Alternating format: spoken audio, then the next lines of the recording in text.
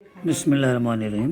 تو یہ جو ہے اللہ اپنے فضل سے دراصل جنتیوں کو جہنم کے عذاب سے بچا دے گا، اور حدیث میں واضح طور پر اللہ کے رسول صلی اللہ علیہ وسلم نے بتایا۔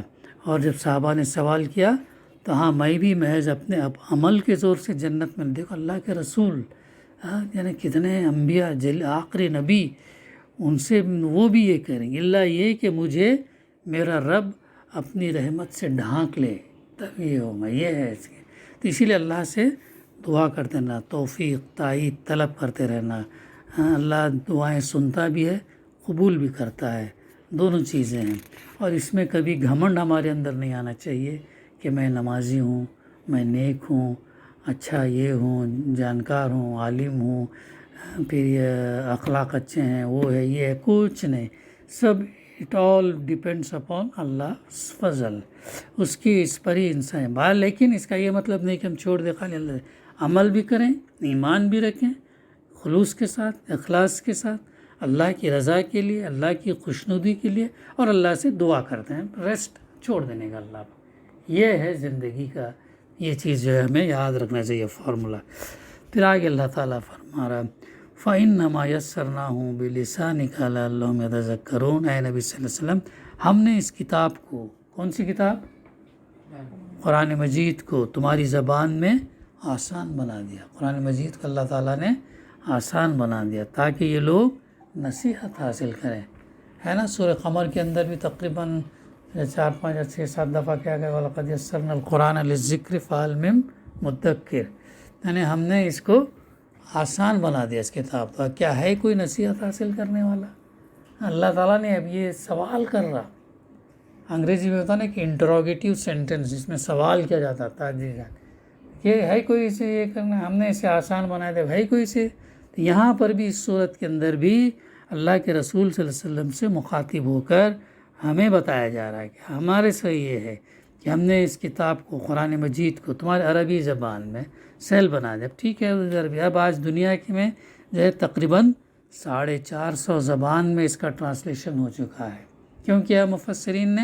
تاکہ اس کا ہم سمجھیں۔ بہتر یہ ہے کہ ہم عربی زبان سے ڈائریکٹلی، جتنے زبانیں ہم سیکھتے ہیں، Kannada, Marathi, Hindi, French, Spanish, Russian, کیا کیا سیکھتے ہیں، لیکن نہیں سیکھتے ہیں تو عربی، یعنی وہ ہماری بنیادی مادری زبان ہے وہ ہم۔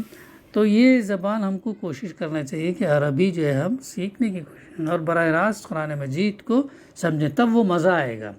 اور پھر جب تراویح میں جو ہم سنتے ہیں تو کچھ نہ کچھ ہمارے ذہن میں بات پڑھتے رہنے سے ذہن ادھر ادھر بھٹکے گا نہیں، اور کنسنٹریشن کے ساتھ ہماری نماز ہوگی، اور جو دہرانے کا جو مقصد ہے، وہ قرآن پورا ختم کرنے کا جو مقصد ہے، وہ باتیں ہمارے سامنے آئیں گی۔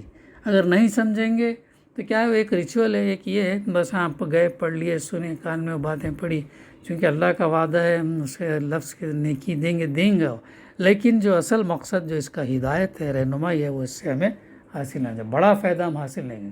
اسی لیے اسے سمجھ کر پڑھنا ضروری ہے، غور کرنا اور اپنی زندگی میں ڈالتے جانا اس کو۔ دیکھنا آج ہم نے کیا آیتیں پڑھی اور اس کے مطابق ہمارا کیا رویہ ہے، ہم کدھر کون سی لائن پہ چل رہے ہیں، کدھر ہمارا عمل ہم کو لے جا رہا۔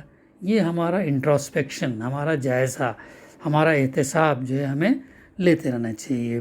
تو ابھی جیسا بار بار ہمارے سامنے بات آتی کہ دن میں 1440 منٹ ہے، ہم کیا 15 سے 20 منٹ یا آدھا گھنٹہ یا 15 منٹ 20 منٹ کیوں نہیں نکالتے اس کو؟ یعنی ہماری ابدی زندگی کا دار و مدار اس کے سمجھنے، عمل کرنے اور پہنچانے پر ہے۔ اگر ہم اس کے وقت نہیں دیں گے تو کس کو وقت دیں گے؟ ٹیمپرری دنیا کی چیزوں کے لیے اتنا ہے، اور یہ ابدی پرماننٹ بے انتہا نعمت لازوال بغیر کوئی خوف ڈر کے، اس کے لیے ایک وقت نہیں ہمارے پاس۔ افسوس کی بات ہوتی، اور کتنی سعادت والی بھی بات ہے کہ جبریل علیہ السلام اس کو لے کر آئے، اللہ کے رسول صلی اللہ علیہ وسلم پر آپ کے قلب میں ایسے یہ کیا، پھر اس سے صحابہ، تابعین سے ہم تک یہاں، کتنی اس کی بات ہے، ریسپیکٹ کی بات ہے کہ جبریل علیہ السلام والا کلام اللہ کے رسول صلی اللہ علیہ وسلم نے اس کو ادا کیا، اور اس سے جب ہم یہ پڑھ رہے ہیں تو کتنا اس کا احترام اور کتنا ہمیں اس کو اپنی زندگیوں کے اندر جو ہے اسے ڈالنا چاہیے۔ تو یہ ہمیں اپنا جائزہ لینا چاہیے۔ آگے فرمایا جا رہا اگر اس کے بعد اگر یہ نہیں کرتے ہیں تو اب تم بھی فرتقب انہم مرتقبون، اب تم بھی انتظار کرو، یہ بھی منتظر رہیں گے. یعنی اب وارننگ، تنبیہ دے دی گئی. دوزخیوں کا یہ بتایا گیا، جنتیوں کا یہ بتایا گیا، اس کے بعد یہ کتاب بھیجنے کا مقصد بتایا گیا، اور یہ آسان تمہاری زبان میں. تو یہ ابھی تم پہ اب اگر اس پر بھی اگر نہیں یہ کرتے تو تم بھی انتظار کرو، اور یہ انکار کرنے والے بھی منتظر ہیں. یعنی اگر لوگ نصیحت قبول نہیں کرتے تو دیکھتے رہو ان کی کس طرح شامت آتی ہے، اور یہ بھی منتظر ہے کہ دیکھیں تمہاری اس دعوت کا کیا انجام ہوتا ہے.